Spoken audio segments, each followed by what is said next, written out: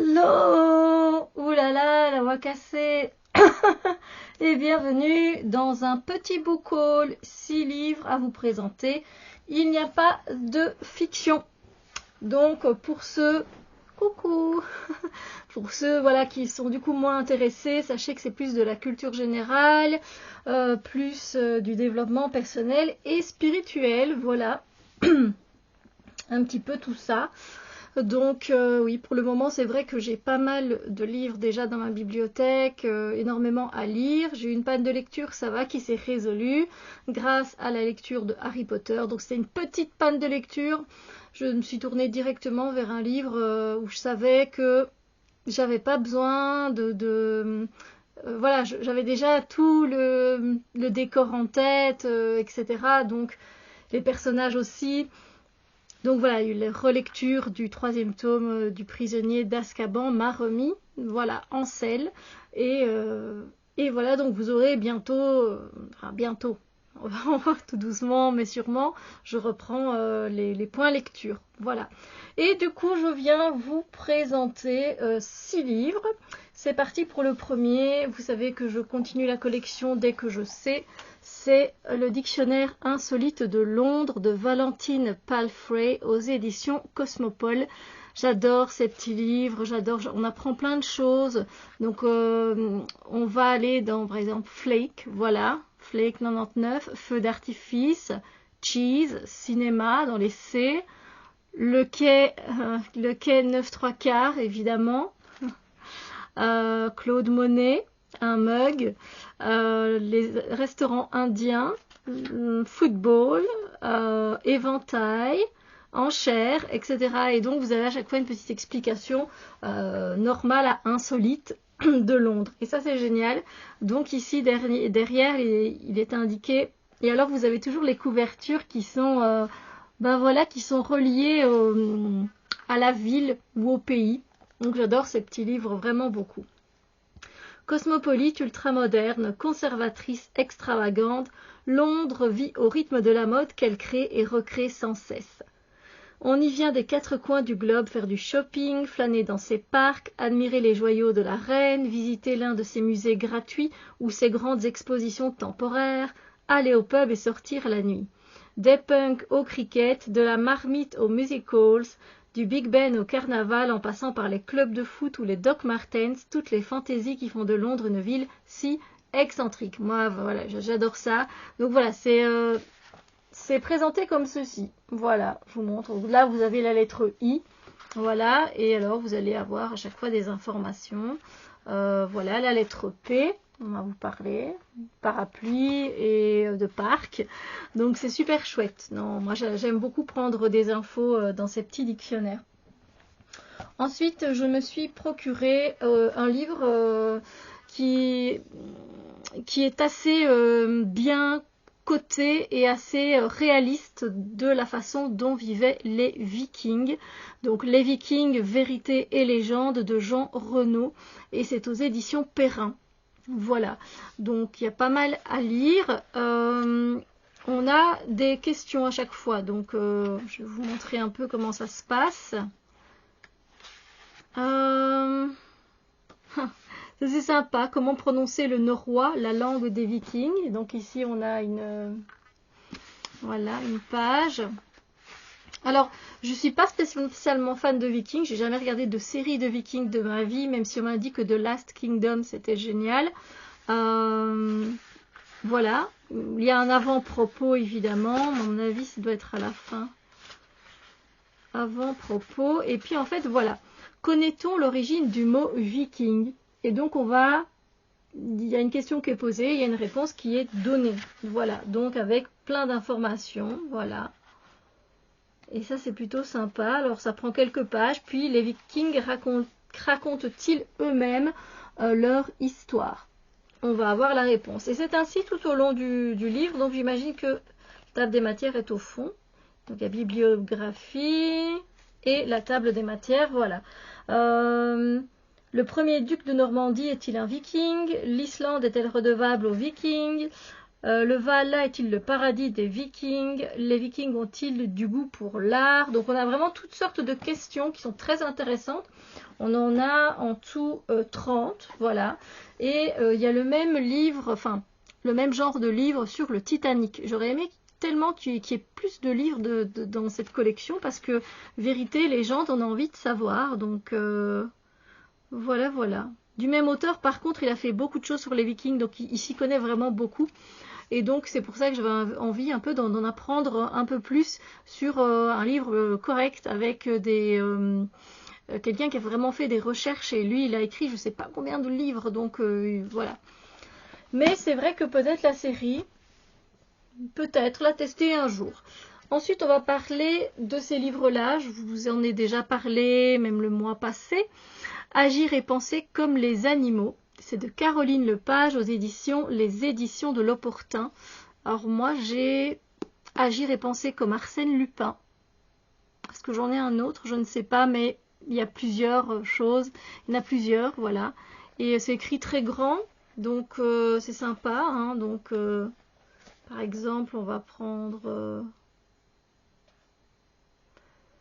Fluorescent la nuit comme les méduses et les coraux. On va avoir voilà, une information. Économie avec ses ressources comme les chameaux. Donc voilà. Et à chaque fois, on peut tirer des leçons, des petites choses qu'on peut mettre en pratique, nous, êtres humains, de notre côté. Et c'est ce que j'aime bien avec ce genre de livre. Donc, on a le sommaire. On va parler de se diviser en plusieurs parties. On a l'alimentation et la cuisine. L'orientation et la motivation. Réactif aux ondes lumineuses, sonores et électromagnétiques, et le bien-être et l'écologie. Voilà, on va parler des fourmis, des lions, des canaris, des souris, des castors, et j'en passe, des coraux, donc voilà. Et c'est super sympa, j'aime beaucoup ces livres-là. Voilà, là aussi, petite collection. C'est toujours intéressant, moi j'aime beaucoup apprendre évidemment. Après j'ai pris un livre en anglais, mais qui est facilement traduisible, non ça se dit pas, qui est facilement, oui traduisible, non? C'est 3001 questions à propos de moi. C'est C2, pas indiqué.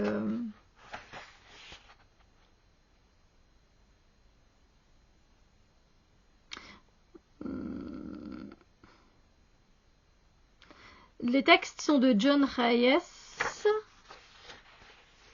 Mais sinon, il n'y a pas vraiment de... je sais pas, il n'y a pas vraiment d'auteur ici, en fait. Il y a pas... On dirait qu'il y a plusieurs personnes qui ont peut-être participé, mais voilà, il n'y a pas vraiment de...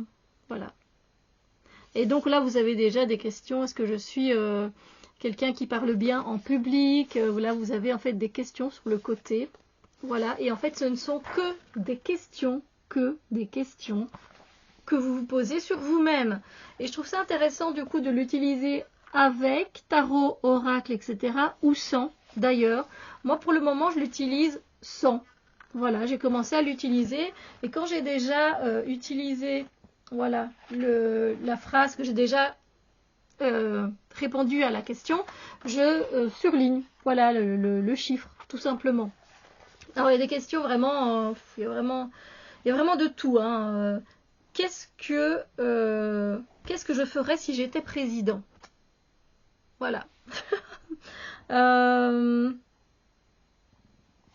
Est-ce que j'aime les plantes? Voilà, je vous dis. Hein. Est-ce que les choses viennent facilement à moi?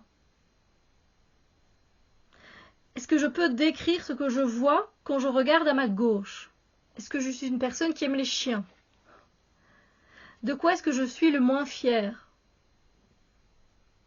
Est-ce que je suis mauvais en amour? Je peux dire ça comme ça.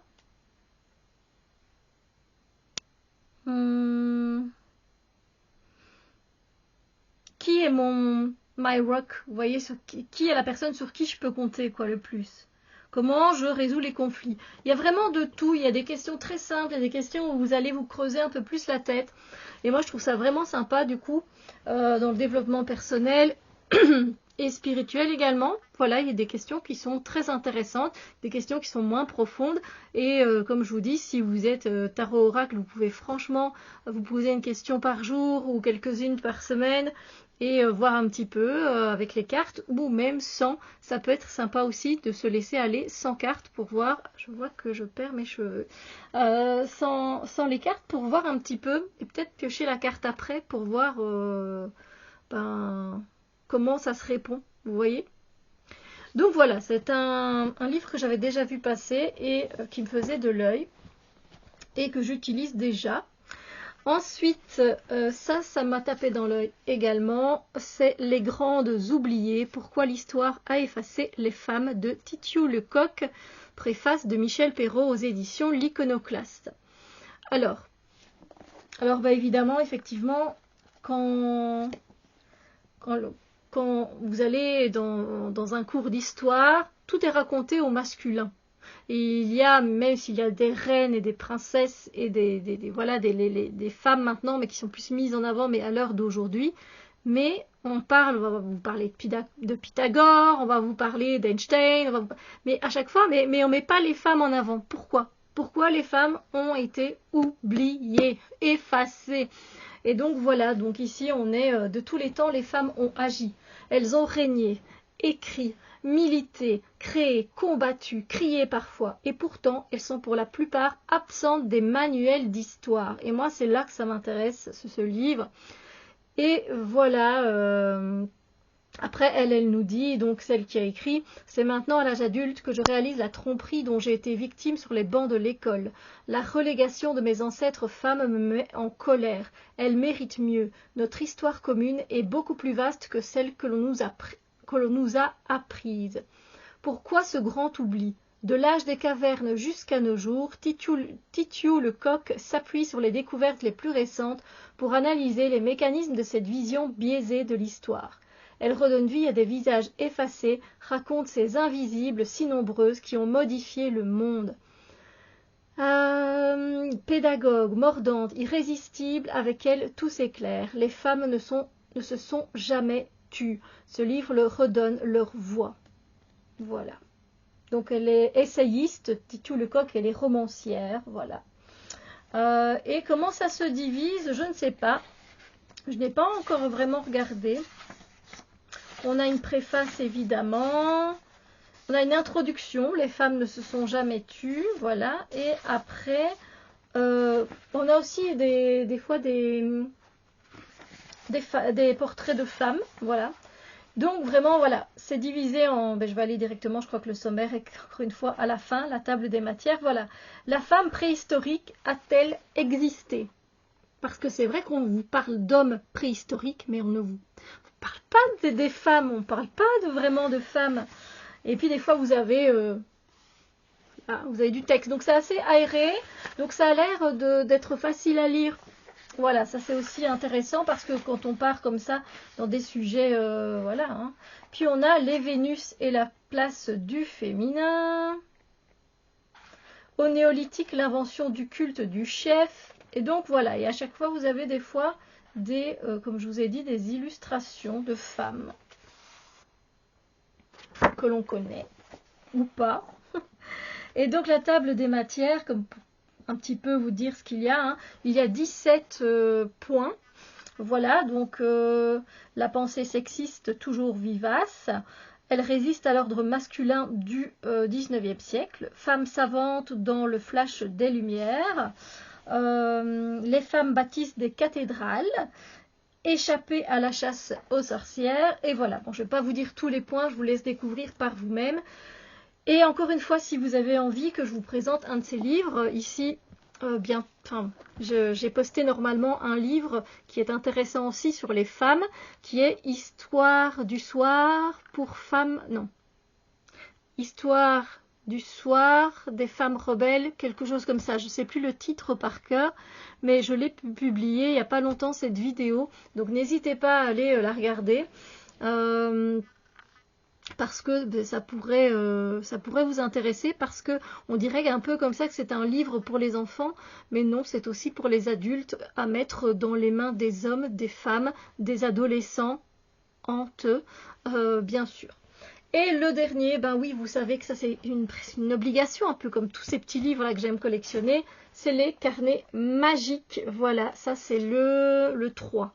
Si je dis pas de bêtises, le 3, le 1 il reste introuvable, donc le deuxième c'était les forces du mal, ici c'est le chemin de traverse, Harry Potter évidemment, et c'est le carnet magique. Et donc, alors si vous pouviez toucher, c'est en relief, donc les briques elles ressortent, c'est excellent, c'est super bien fait.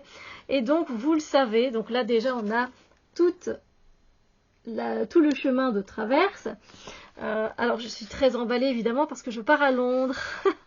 J'aurais posté cette vidéo sans doute quand je serai revenue de Londres, mais c'est juste génial. Donc voilà. En fait le carnet magique, vous allez retrouver des scènes du film, mais pas que en fait dans le carnet. Déjà voilà, vous avez le sommaire et vous avez des images du film bien sûr, mais vous avez l'introduction, le chaudron baveur, le chemin de traverse, tout ce qu'on va trouver évidemment dans les magasins qu'on va retrouver sur le chemin de traverse, la Gazette du sorcier, les animaleries magiques, Alerte mange-mort, l'allée des embrumes, etc. Et en fait, ben voilà, vous avez une petite intro. Bon, je ne vais pas vous montrer en entier. Là aussi, si vous voulez que je vous en fasse découvrir, n'hésitez pas. Mais vous avez des fois, par exemple, ici on a le Magicobus. Et bien vous avez un ticket du Magicobus. Voilà, qui est, vous voyez, le ticket ici, vous pouvez comme des artefacts si vous voulez, vous voyez, vous pouvez l'enlever et faire une pochette spéciale. Donc tout au long du livre on va retrouver, voilà ici le chemin de traverse, ça c'est quoi ça, c'est voilà, c'est la liste de ce qu'ont besoin les étudiants qui rentrent en première année, voilà, et donc vous avez la liste quoi, c'est génial, moi c'est ce que je kiffe le plus je pense. Voilà. Ici on a une enveloppe, je sais pas du tout ce qu'elle contient. Je sais pas, j'ai hâte. Ah, c'est de l'argent qui vient de tomber, l'argent de chez Gringotts. Ne tombe pas, ne va pas plus loin. Donc voilà, il y a pas mal de choses qui sont super. Voilà, la chambre forte des Lestrange par exemple. Bref, voilà, je ne vais pas m'étendre sur ces carnets magiques, mais vous avez aussi des autocollants. Ah, c'est trop génial, c'est trop génial. Ces petits bonbons, voilà. J'espère que la présentation de ces 6 livres ont pu vous donner, oui, des envies, clairement, parce que la lecture, que l'on consomme de la lecture, ça nourrit. Ça nourrit l'âme, ça nourrit l'esprit, ça nourrit le cœur, ça nourrit le corps, ça fait du bien. Donc voilà, j'espère que... Dites-moi d'ailleurs s'il y a un des livres que voilà, vous avez un coup de cœur, où vous vous dites tiens ça pourrait être intéressant, ou voilà. N'hésitez pas à mettre un pouce en l'air si cette vidéo vous a plu. Sur ce, moi je vous fais plein de bisous lumineux et je vous dis à très très bientôt pour d'autres vidéos bien sûr.